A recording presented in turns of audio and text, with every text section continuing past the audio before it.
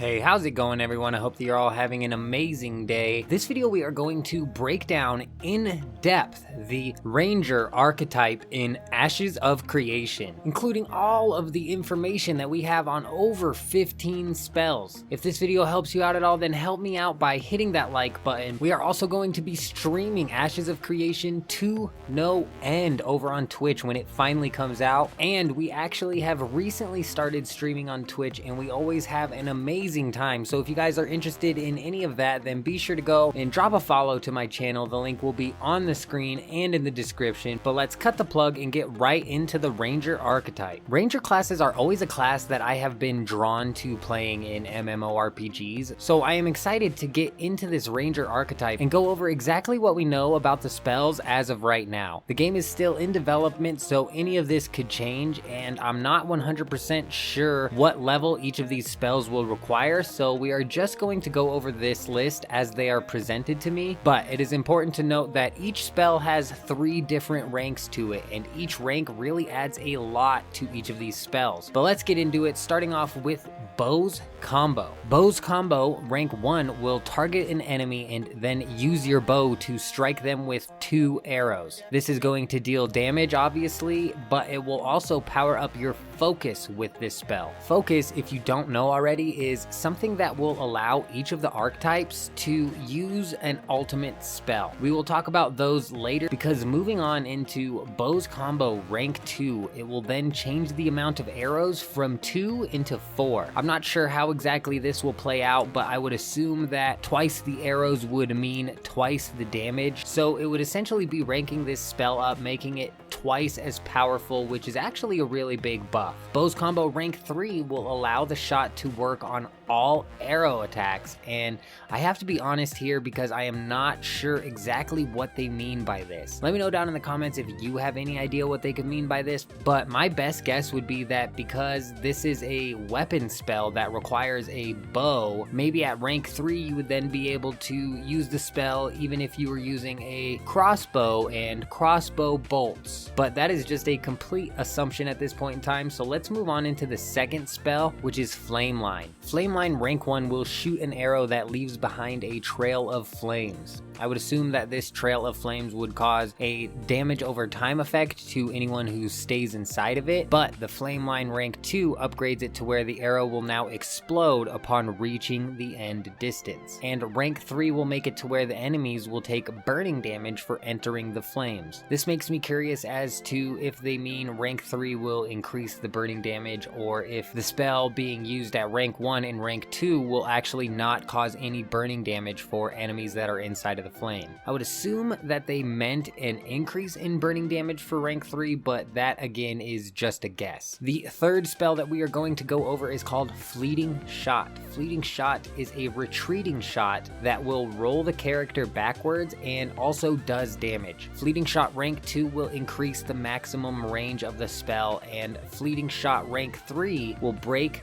all crowd control. This is amazing actually, because the Ranger archetype will have spells that require the character to be a certain distance away. So having a spell that will distance you as well as break any crowd control that you may be stuck under will be a key spell for the Ranger archetype. The fourth spell that we are going over is an ultimate spell called Hail of Arrows and requires 80% focus. This will launch a barrage of arrows within a specific area of effect. The Hail of Arrows rank 2 will add a movement slow effect to the enemies that are caught inside of the arrow barrage, and the rank 3 will also add damage over time to the targets within that area. The next spell we're going to go over is Jump, which is a dash ability, and at rank 2 the cooldown is replaced by charges that each have individual cooldowns. This is neat because it would allow you to store up, say, 3 separate jumps for a quick getaway, or allow you to move around the map consistently faster if you are able to time your cooldowns properly. The rank 3 of the jump spell will drop a bear trap at the location that the Ranger dashes from. This makes me wonder if the Ranger will be able to have multiple bear traps active, which could be a really good strategy when it comes to laying traps on the battlefield, either to make escaping even easier, or perhaps allowing for some aggressive plays from the Ranger's end, because certain spells need certain distances to be cast, and this mechanic could easily provide a method to achieve that distance. Knockback shot is the next spell we are going to go over, which, as you would assume, knocks a target back an X amount of distance. Rank 2 will add damage to the spell, and rank 3 will add a knockdown effect to the target. The next spell we are going to go over is our first passive ability, which is called Light Armor. This is a passive ability that will buff armor given by light armor, and at rank 2 that buff will increase. Also at rank 3, each piece of light armor equipped will increase your damage output. Marked Arrow is another spell that rangers will have, and you will have to target an enemy to use this skill, and that will then cause that targeted enemy to take additional physical damage. Rank 2 will have the enemy take additional magical damage on top of that additional physical damage, and rank 3 will increase the duration of this debuff. Powershot is the next spell on this list, and you will use this spell to charge up a shot that fires forward in a line, damaging all of the enemies that it touches. This will have a chance to cause a bleed damage over time at rank 2, and at rank 3 it will split into a fan of arrows that can create a cone. The radius of the cone will be increased based on the hold duration of the spell. Up next is our next passive ability, and it is going to be called Ranged Passive. Rank 1 will reduce the minimum range of all abilities, and rank 2 will increase the maximum range of all abilities. Rank 3 is a bit different because even though it is a passive, it has a cooldown, but at rank 3 you will have an increased crit chance. I would imagine that because this has a cooldown on it, that it is a significant increase to the crit chance, which should provide for some strategic play when it comes to using the right spell at the right time that your crit chance is increased, for some potential high damage knockouts maybe. Rangers are not without melee spells though, because Slice is also on the list, and it is a cone melee attack that at rank 2 becomes a full 360-degree melee attack, and at rank 3 you will have a bleed damage added to the spell. Snare is the next spell that we are going to go over, and this spell will root targets in place. At rank 2 this spell will have an added bleed effect, and at rank 3 the target will also be snared after the root expires. This is actually crazy for a couple of reasons. The first of which is I am wondering if bleed effects will be able to be stacked. Now, this is all theoretical, but imagine that you were a ranger slash rogue, and say that the rogue archetype augment made it to where when you snared an enemy, you also became invisible. Now, let's add to that and say that you snare an enemy and add a bleed effect to them,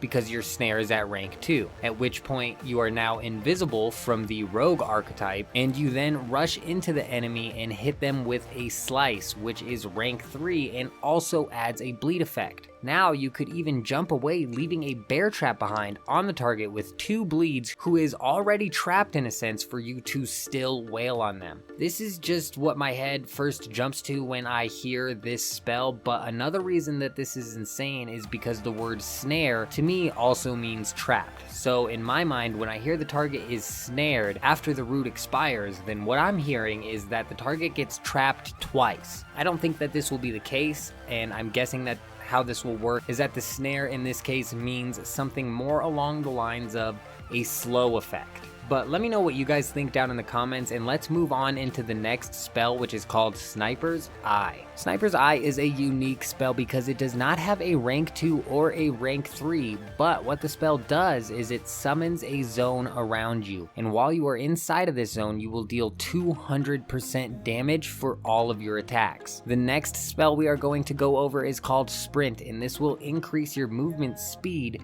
but using an ability will end that sprint. Rank 2 will increase your resistance to disable abilities while you are in sprint mode, and rank 3 will clear crowd control when the sprint starts. The next spell is called Track, and this spell will show nearby tracks leading to unknown adventures. This is actually interesting because it does not have a rank 2 or rank 3 as well, but also because from what I understand, rogues are supposed to be the archetype that, at least in dungeons, is supposed to be able to find hidden doors and whatnot.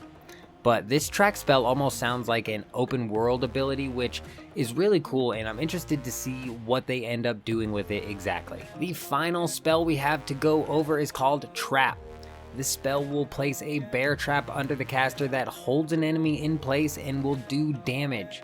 At rank 2, the trap will stun instead of root, and at rank 3, you will be able to place 2 traps per cast. So before I went into making this video, I was convinced that I was going to play as a bard / rogue and be a trickster. But after talking about all of these spells that the rangers have, I might be changing that because a lot of these spells sound really overpowered, and it almost seems like there are a ton of opportunities to combine the spells to unleash some really devastating PvP combos. So I might very well be switching my class to a ranger / rogue, but we'll just have to wait and see really until we get more information about all of the other archetypes.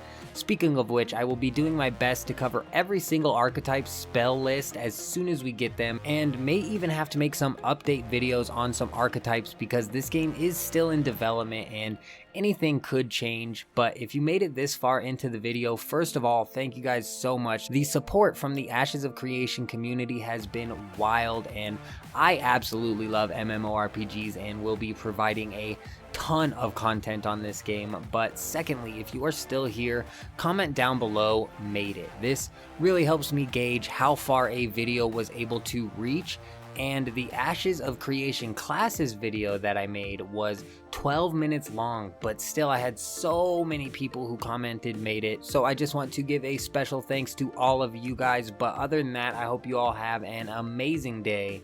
I'm out.